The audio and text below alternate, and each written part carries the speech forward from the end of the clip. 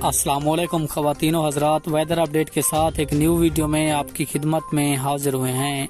आपको आज की सबसे बड़ी ब्रेकिंग न्यूज़ से आगाह करते चलें। मुल्क पाकिस्तान में एक और इंतहाई ख़तरनाक तरीन तूफ़ान आने वाला है। आप सब जानते हैं इस बारिशी सिलसिले ने मुल्क में तूफ़ान और सैलाबी सूरत हाल पैदा कर दी है।